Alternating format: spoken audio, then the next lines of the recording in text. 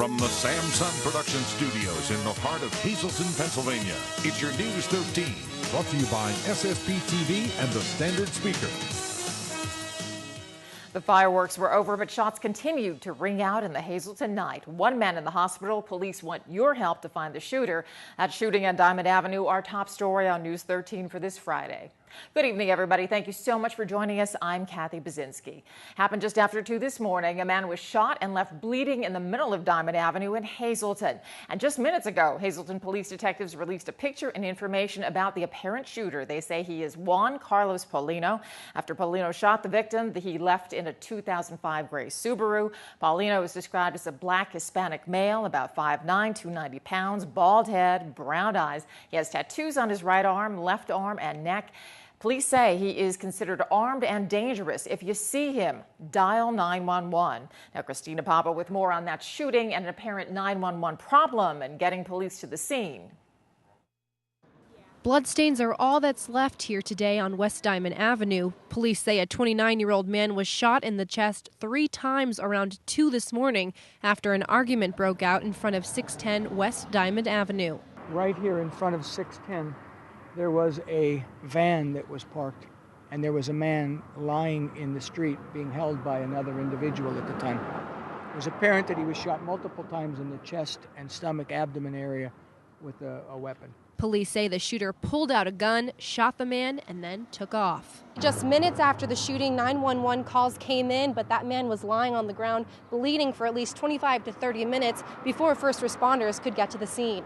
Police arrived on the scene just minutes after they got the call from 911 dispatchers, but that 911 dispatch didn't come until more than 25 minutes after the shooting took place. Bystanders told police they were calling Luzerne County 911 for close to a half hour before a dispatcher picked up. Apparently it took over 25 minutes for 911 to answer the phone last night this morning.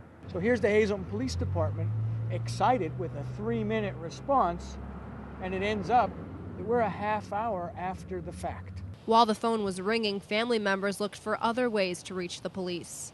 The family was actually trying to flag vehicles down in the middle of Diamond Avenue to try and send someone for help as this individual lay bleeding in the roadway. Neighbors are upset about the whole thing, but say they fear for the several young kids who live right where the shooting happened. Who's to say somebody innocent's going to get caught in the crossfire? Don't expect to go outside and, if you get shot, you always have the fear that, you might be next or, an accident might happen.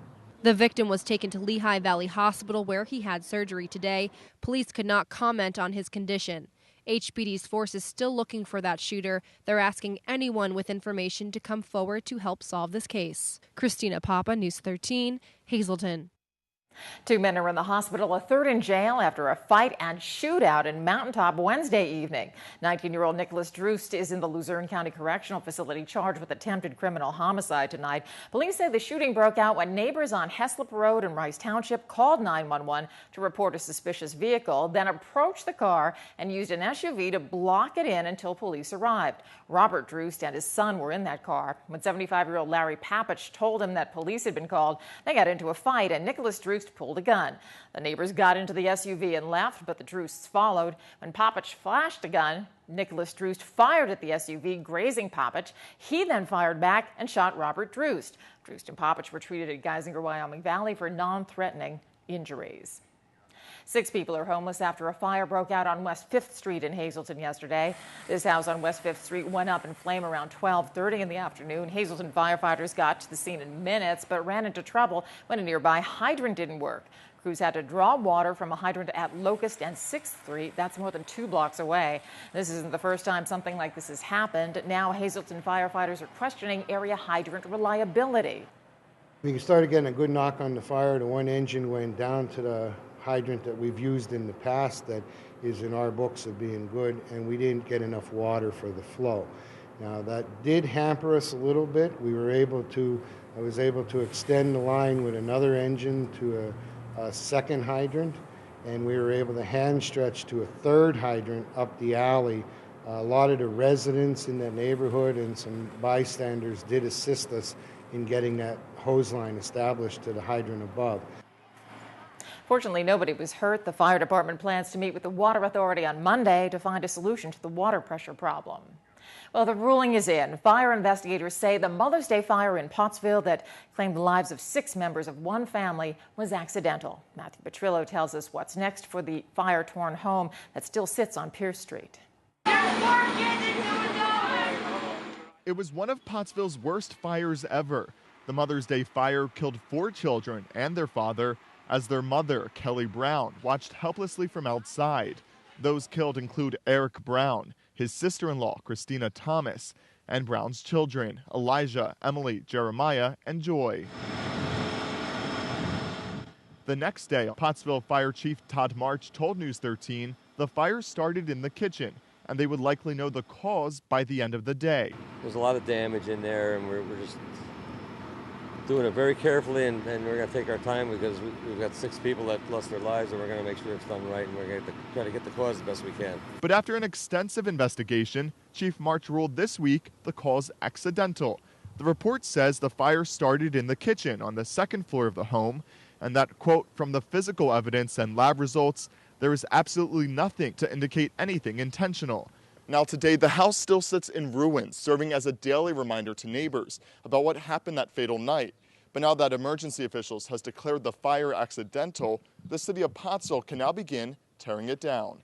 We had to wait till there was final determination on the cause of the fire. Pottsville Code Enforcement Zoning Officer Donald Chiskavage says it could cost Pottsville taxpayers up to $18,000 to knock the home down. We're going to obtain demolition bids on it and hopefully come up with a bid that's acceptable to us, and to see if the city can come up with the finances to have it removed. Chiskavage says he has been trying to contact the owner of the property, Tina Brown.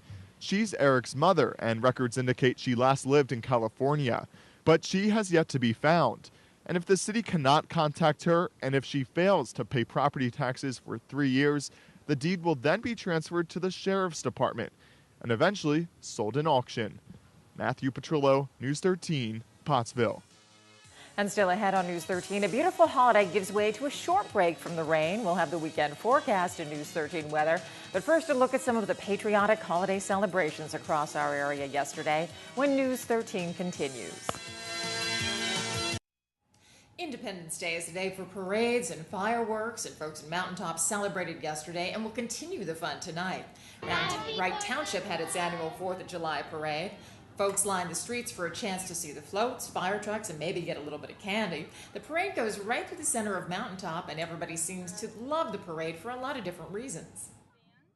The candy, seeing everybody coming to it and performing it for us. Everything.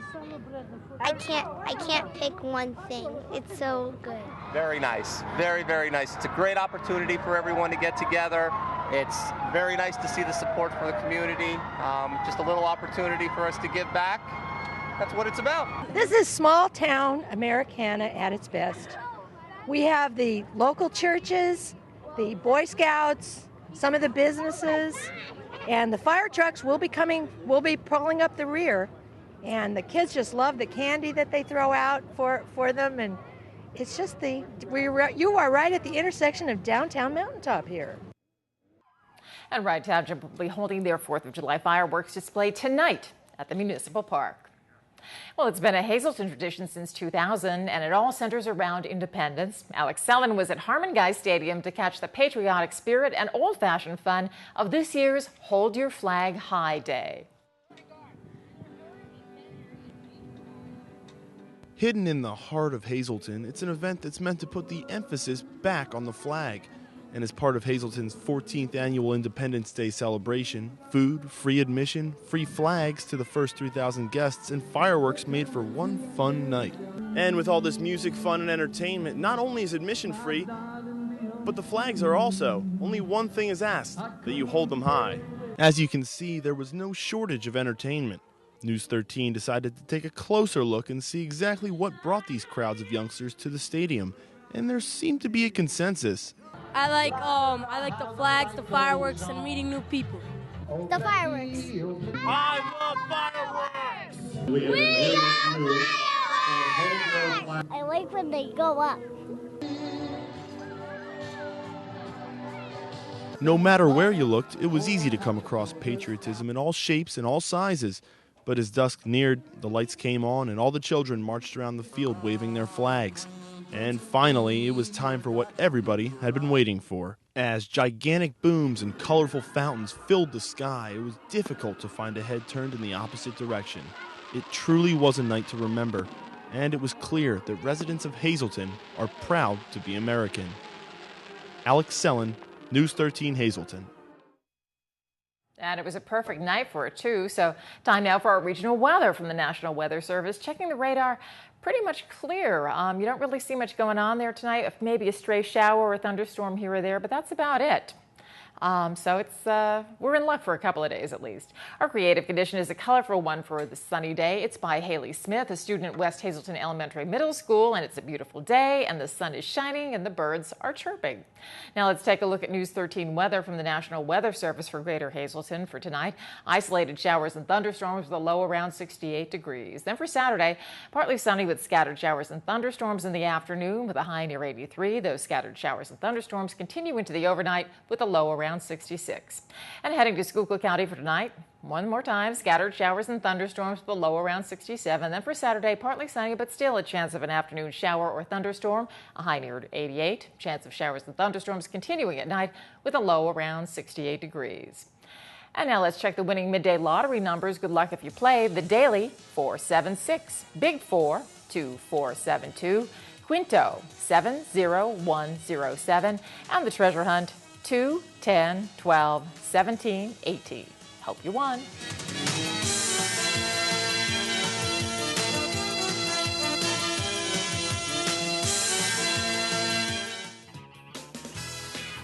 Good evening, everyone, and here's tonight's social news. First tonight, happy birthday to our own Fred Barletta.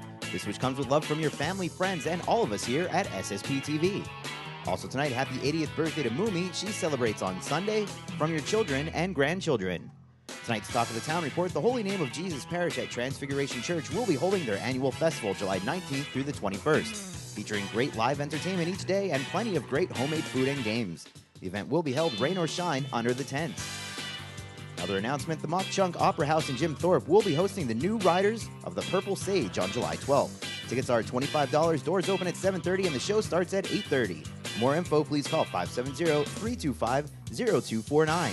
And finally, Surviving Together, a free support group of the American Cancer Society Greater Hazleton Unit, will be holding its annual Celebration of Life picnic Thursday, July 11th at 6 p.m. in Urana Park in Weatherly. Call for information or to make a reservation, 570-427-8222. That's tonight's Talk of the Town. News 13 would like to send sincere condolences to the family and friends of these recently departed. Vonda Wander Bangor of Hazleton. Mass is Monday at 9:30 a.m. at the Our Lady of Grace Church. Friends may call Sunday from 5 to 8 p.m. at the Joseph A. Moran Funeral Home. And Leoba M. Petrushka of Freeland. The McHugh-Wilczek Funeral Home will announce complete arrangements. Tonight's obituaries have been brought to you by the Smilax Floral Shop located on 15th Street in Hazleton. For delivery to all local funeral homes, call 570-454-0111.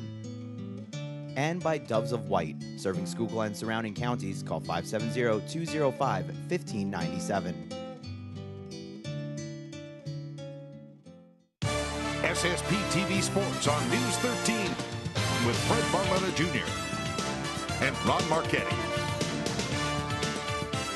Day off for the District 18 Little League Tournament, but they're back in action tonight. We've got key games tonight. We've got a lot of these tournaments starting to wrap up, and we actually got one that's just starting. Let's sort it out for you, tell you what we mean. We'll start with the 11 and 12-year-old tournament, and what we have is the elimination bracket final, and that's going to take place down at Lansford tonight. It's Talminzing and Lansford. The loser will have 2 losses, and they're out. The winner will then go on and play Valley West. Valley West is the team that came unscathed through the tournament so far. They're the only one. And that game between the survivor of Talminzing and Lansford is going to take place at Whispering Willows Park on Sunday. So key game tonight for Valley West. Even though they're not involved, they get to find out who they're going to be playing. And it's going to be coming out of the South one way or another. So we'll keep our eye on it and let you know what's going on. Now let's go down to the 9-10-year-old tournament, where, speaking of Valley West, Hazleton had a big win in a slugfest. They survived 9-8 over Valley West. And with that win, they win the Northern Division. In the 9-10 tournament, they split it between North and South in the district, and then they have a best-of-3 playoff. And that's going to start happening, well, tomorrow. It's going to be the Hazleton Jim Thorpe Blue squaring off tomorrow afternoon. Hazleton has not won that 9-10 district championship since back in 2004, so that's what they're going to be setting their sights on. And oh, let's not forget the 11-year-old tournament, which has less teams, is just getting started. And so we have a pigtail game between the Tamaqua White and Hazleton. That game is going to be played tonight down at Jim Thorpe. All the games played at a one central site. That's the reason for that. And as far as the other pairings, well, there they are. This is the 11-year-old tournament. As we said, that Hazleton Tamaqua winner is going to be in that pigtail game. As we said, you can see where everybody else lines up in the brackets.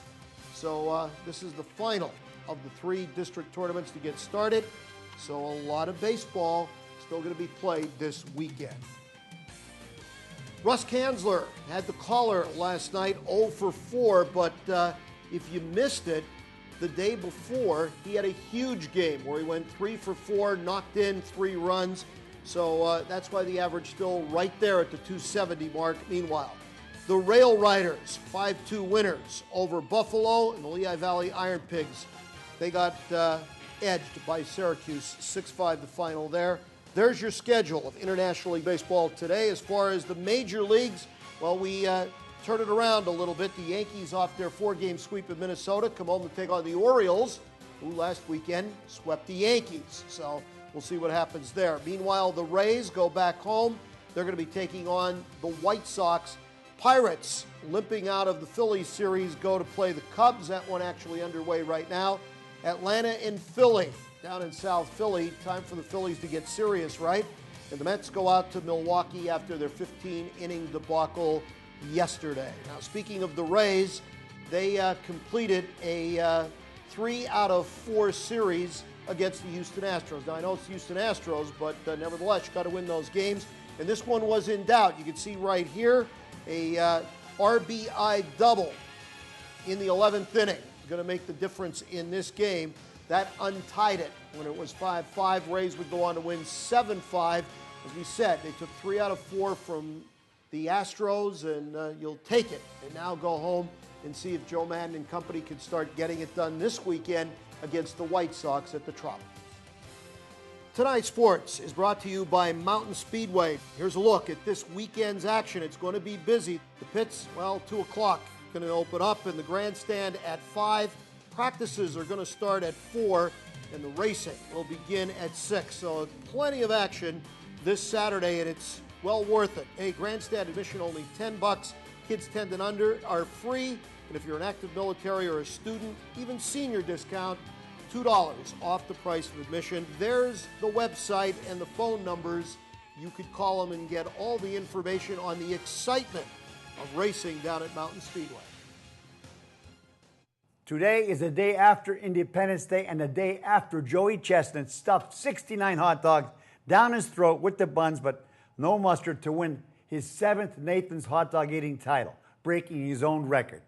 Hi, everybody. This is Short Thoughts, and is that disgusting? Mother of God.